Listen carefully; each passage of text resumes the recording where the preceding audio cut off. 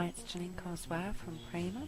Just wanted to show you some effects with the new tools I can put on. Now, as you can see on the edge, there's just like normal distressing blade on the tool, and you can just create those soft, slightly distressed edges, and you can just see there on the lip that it's been slightly distressed up. But if you want to create a stronger element of distressing, there's several different rasp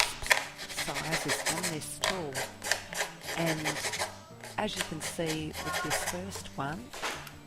it's just the finest grade one, and again it creates just a very, very fine edge of a rasp. And I like to do that one if I'm holding it upright. But if you really want to get some stronger distressed edges, you can place your paper down on the end of the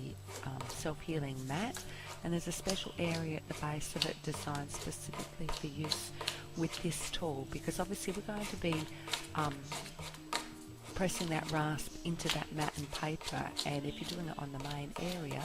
it is going to actually start taking off some of the grid lines and that sort of thing. Now what I've done here, you can see that beautiful deep distressed edge where it's curling back on itself, and that's created with the tool quite easily. You can also use it just to when you hold it rather than on the mat, and that it doesn't rough it up quite as much, but it still gives a lovely distressed feel to the paper as well. But it's not as deep as when you use it in conjunction with the mat, and when you use it in conjunction with the mat, you apply pressure and push firmly into the paper. Now obviously the level of firmness you apply depends. If you sort of keep your rasp flatter, you can tend to take a bit of the top layer off the paper, but if you put more pressure downward when you're pushing inward,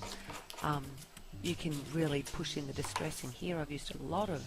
pressure, and you can actually tear it and get a very, very deep distress happening,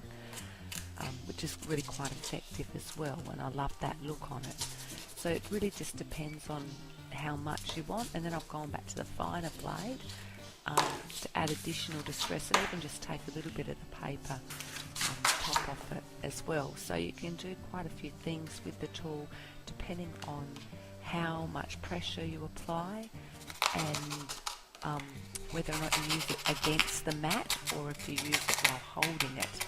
I mean, either way is fine, and I used to find getting into the corners with a distress tool was a real pain, and you'd often have sort of a gap at the corner where it wasn't as good, whereas this you can get right. Now we're just going to move on to working with the new ergonomic knife. Now the beauty of this knife is how wonderful it feels in your hand, and it also cuts beautifully, and there's a tiny bit of flex in the blade as well, which allows you to go around the curves and have a really close cut and have a good deal of accuracy with that blade as well. And you can just see how easily it's just cutting through the paper here, and it really does come up beautifully. And I find that one of the hardest things when you're doing hand cutting with a knife is your fatigue in your hand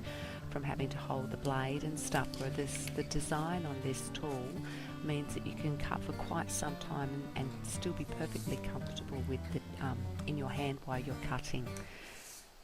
I found that it cut beautifully around the images, and I was able to get in quite close at all times when I was cutting and get a really good accurate cut.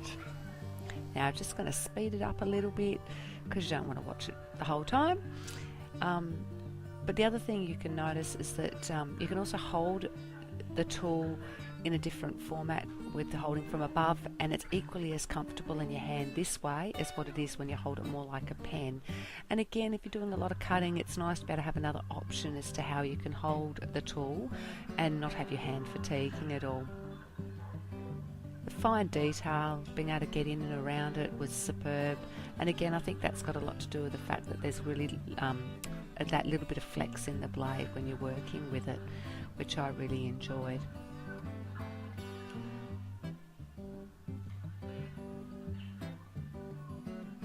And you can see cuts really easily.